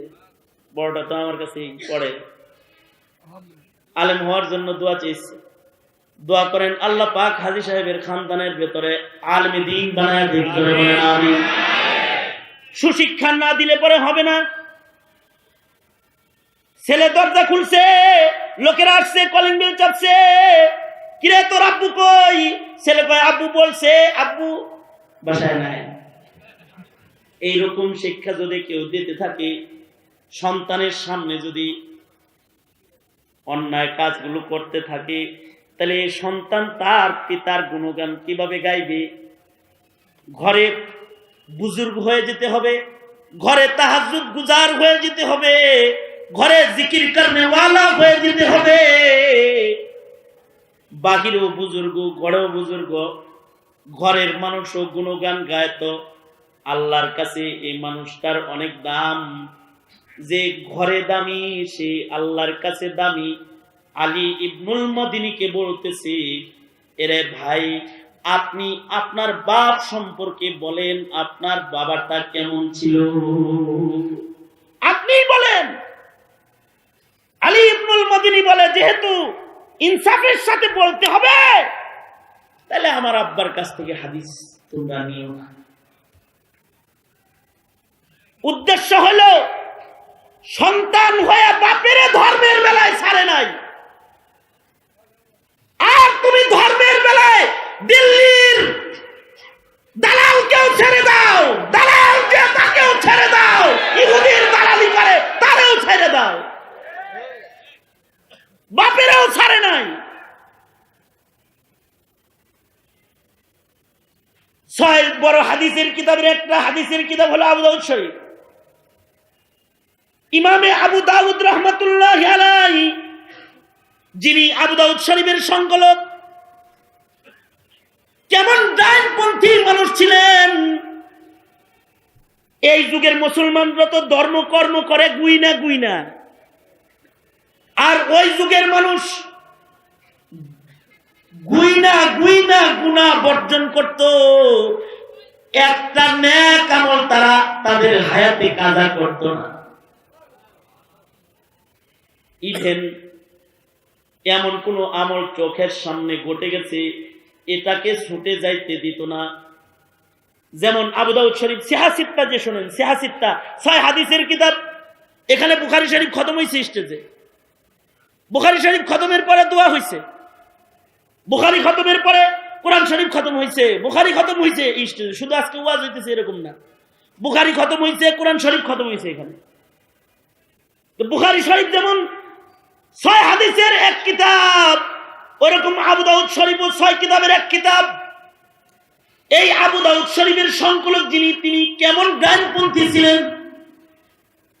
একদিন নদীর পারে দাঁড়ায় রয়েছেন, নদীর মাঝখানে নৌকার ভেতর থেকে একজন একটা হাসি দিয়া বলছে আলহামদুলিল্লাহ। হাসি দিয়া আলহামদুলিল্লাহ বলতে হয় না? হাঁচি দিয়েছে, এবং হাঁচি দেওয়ার পরে বলেছে আলহামদুলিল্লাহ। নৌকার আওয়াজে পারের ইয়ারহামুকাল্লাহ শব্দ নদীর মাঝখান পর্যন্ত পৌঁছাবে না। ইমাম আর নৌকা ভাড়া করে আসছিল, তার আমল যেদিন করছেন, রাতের বেলায় স্বপ্নে দেখে মদিনার মরুদুলা মুহাম্মদ কিনে ফেলেছিস। এইরকম একজন বড় মুহাদ্দিস ছিলেন ইমাম আবু দাউদ রাহমাতুল্লাহি আলাইহি। এই ইমাম আবু দাউদ বাম প্রশ্রয় দেয়া হয় নাই। এদেশের মাটিতে উলামারা বাঁচা থাকতে বাম প্রশ্রয় দেয়া হবে না। প্রয়োজন মধ্যে আলেম যারা রয়েছে, এখানেও যারা রয়েছে, এর সাভারে কোনো বাম প্রশ্রয় হবে না।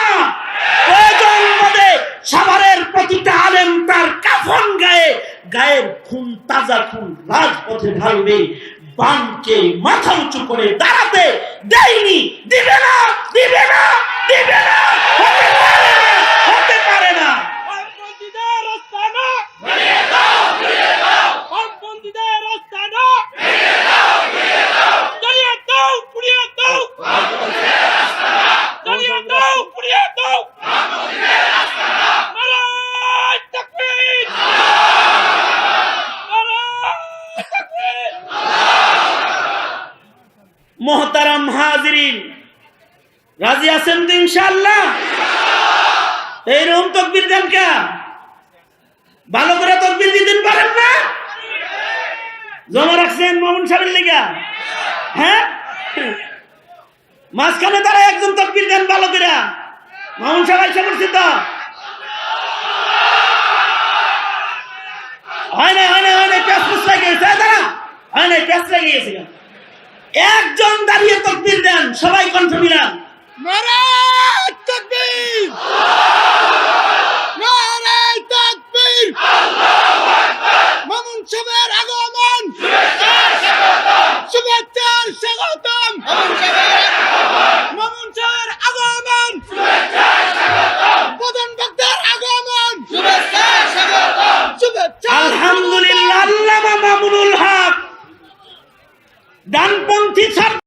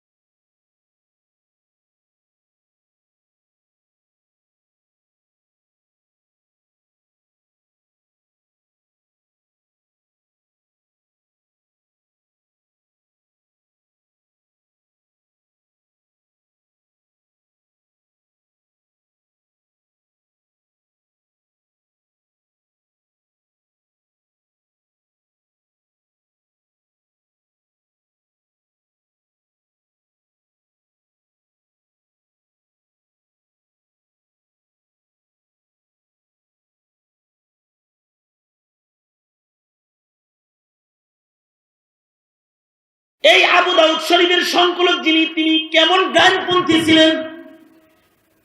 একদিন নদীর পাড়ে দাঁড়ায় রয়েছেন, নদীর মাঝখানে নৌকার ভেতর থেকে একজন একটা হাসি দিয়া বলছে আলহামদুলিল্লাহ। হাসি দিয়া আলহামদুলিল্লাহ বলতে হয় না? হাঁচি দিয়েছে এবং হাঁচি দেওয়ার পরে বলেছে আলহামদুলিল্লাহ। এই আলহামদুলিল্লাহর আওয়াজ উজানে দাঁড়িয়ে আছেন ইমাম আবু দাউদ, উনার কানে চলে আসছে। উনি যদি উল্টা দিক থেকে ইয়ারহামুকাল্লাহ বলে, আলহামদুলিল্লাহ বলে, হাঁচির শুকর আদায়কারীর কান পর্যন্ত যাবে না। বাতাস প্রবাহিত হইতেছে আর সে নদীর মাঝখানে ঢেউয়ের আওয়াজ, নৌকার আওয়াজে পারের ইয়ারহামুকাল্লাহ শব্দ নদীর মাঝখান পর্যন্ত পৌঁছাবে না। ইমাম আবু দাউদ এমন ছিলেন যে আমার চোখের সামনে নবীর একটা সুন্নত পড়ে যাবে, আমি এটা হতে দিব না।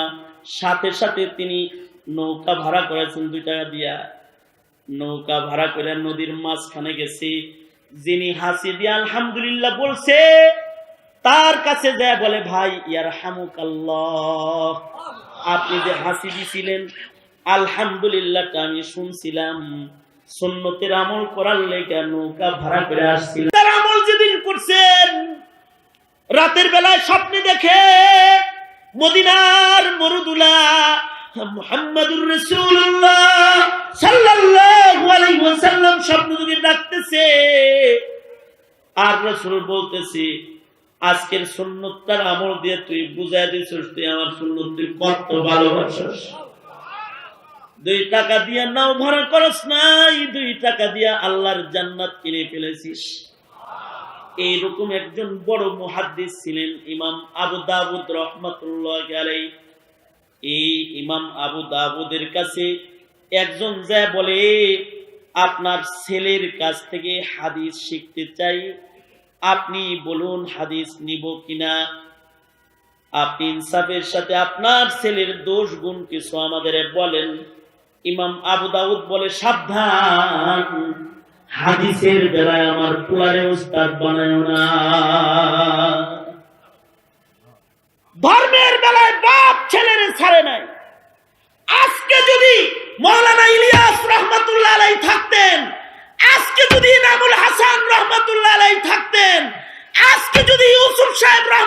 বেলায় বাঁচা থাকতেন তাহলে তিনারা বলতেন যে সাদ বেশি উল্টা পাল্টা কথা বলে, ওর কাছ থেকে তোরা তাবলীগ শিখিস না, ওর কাছ থেকে তোরা তাবলীগ শিখিস না বলে দিতেন।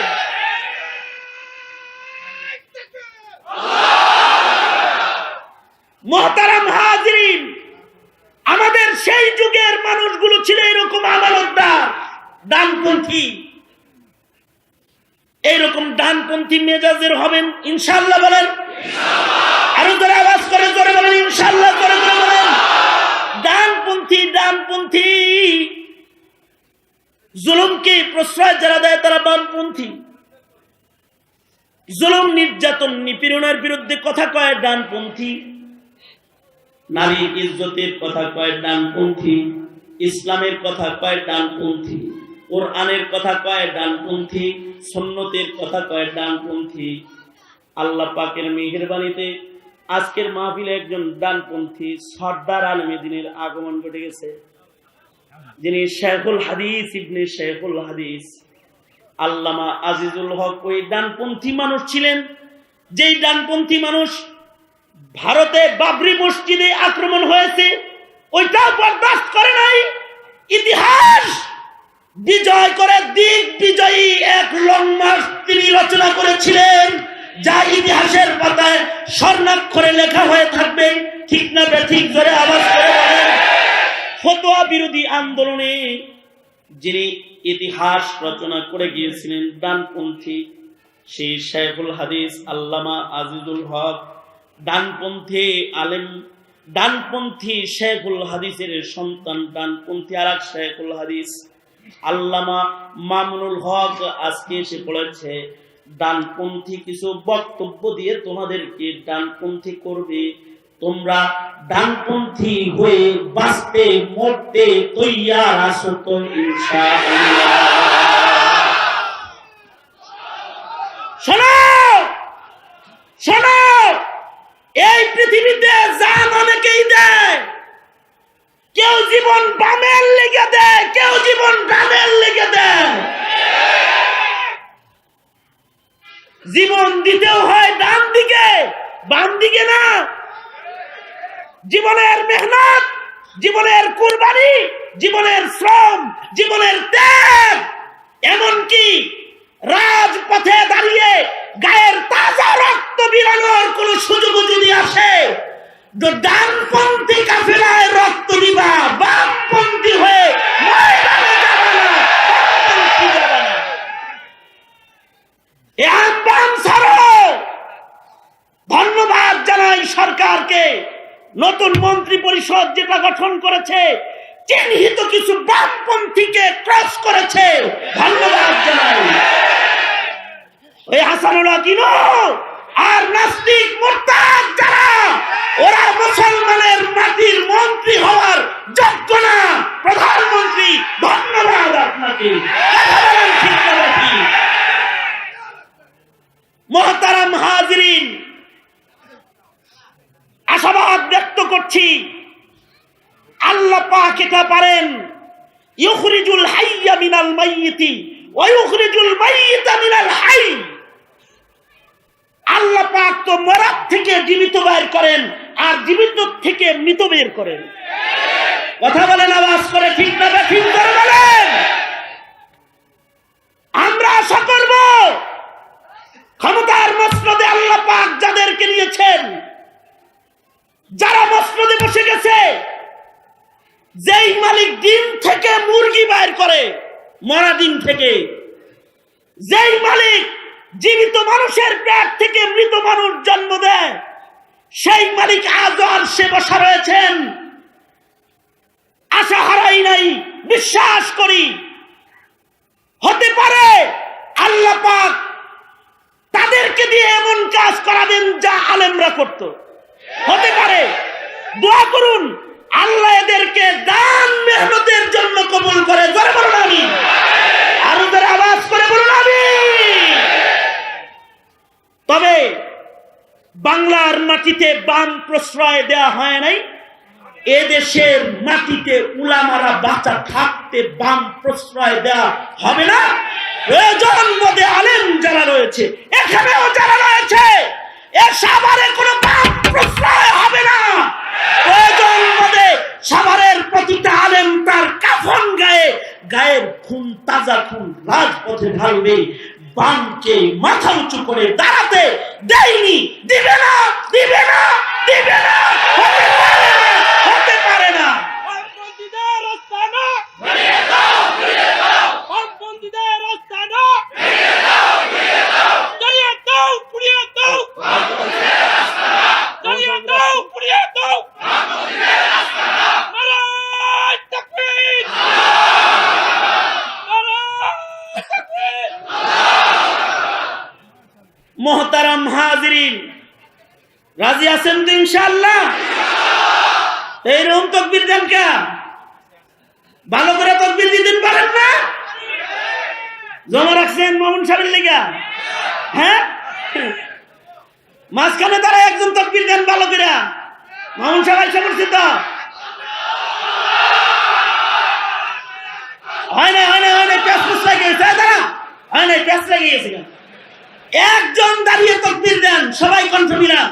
নারায়ে তাকবীর, নারায়ে তাকবীর। মামুন সাহেবের আগমন, শুভেচ্ছার স্বাগতম। মামুন সাহেবের আগমন, প্রধান বক্তার আগমন, শুভেচ্ছার স্বাগতম। শুভেচ্ছা। আলহামদুলিল্লাহ, আল্লামা মামুনুল হক ডানপন্থী ছাত্র